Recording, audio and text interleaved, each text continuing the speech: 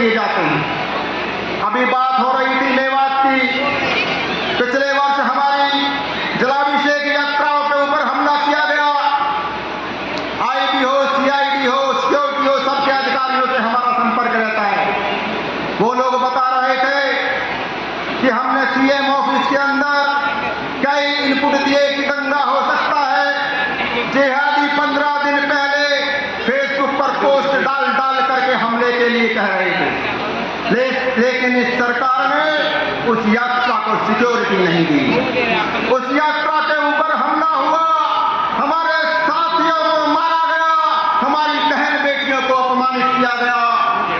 और हमारे एक साथी गौरक्षक मोनू, जिसका कसूर था गौ की रक्षा करता था, उस गौरक्षक को हरियाणा की सरकार ने पकड़ करके राजस्थान की सरकार को सौंप दिया। ये हमारी सरकार हिंदुओं के साथ आज कर रही है।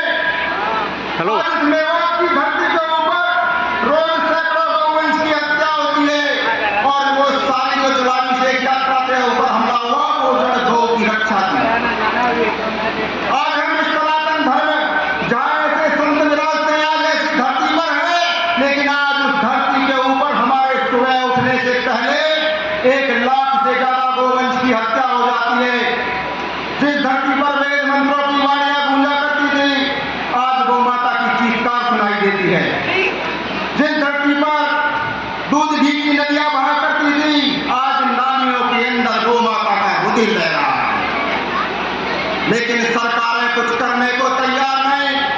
गोरक्षकों को गुंडा कहा जाता है, गोरक्षकों को जेल में डाल दिया जाता है। मैं कसाईयों को आपके माध्यम से कहना चाहता हूं, गौ की हत्या बंद करें, अपने छुरे को धार देना बंद करें, वरना ये छुरा गौ माता के गले पर नहीं, तुम्हारे गले पर चलने के लिए तैयार है। और ये सरकार भी सुन ले जो गोरक्षकों को गुंडा बोलती है, प्रदेश की सुन ले, केंद्र की सुन ले, हिंदुस्तान की सारी सरकारें सुन ले, गोरक्षक गुंडा नहीं है। गोरक्षक गौ की रक्षा के लिए अपना तन मन और प्राण लगाता है। और कसाई जब भी गौ की हत्या करेगा, तब हमारा बजरंगी गोरक्षक उनका प्रतिकार करने के लिए सड़कों पर उतरेगा, और सड़कों पर उतरेगा और तलवार की धार से उनको दो फाड़ करेगा। सुन ले ये सरकारें, हमारे गोरक्षक भाई को तुरंत रिहा करें। और इस देश के अंदर 10 साल से सत्ता में बैठे हो, 10 साल से जो करोड़ों गौओं का रक्त बहा है, कतल खानों में कटी है, उनका पाप तुम्हारे सर पर है। हमारे वेद शास्त्रों में कहा है, जब जब एक बूंद भी रक्त की गिरेगी, हमारा कोई भी धार्मिक अनुष्ठान सफल नहीं होगा, सब निष्फल है। गौ की रक्षा के लिए तुरंत कानून बनाओ। अगर गौ की रक्षा के लिए कानून नहीं बनाते हो तो तुमने अभी गौ माता का शाप देख लिया, तुम्हारी सीटें कम हो गई, आगे शायद ढूंढने पे भी नजर नहीं आओगे। अब सरकार हम लाए हैं, गौ की रक्षा के लिए लाए।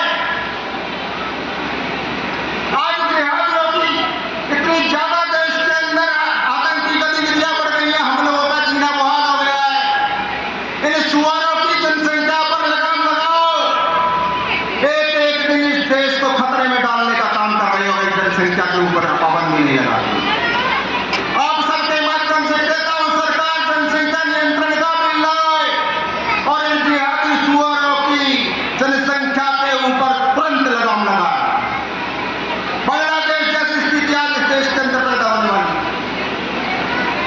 और मित्रों, एक बात मैं कहना चाहता हूं, किसी सरकार के भरोसे हमारी रक्षा सुरक्षा होने वाली नहीं है। जो लोग समझते हैं इस मुगालते में है, उन लोगों ने सब देख लिया कि कौन सी सरकार हिंदुओं की सुरक्षा कर रही है।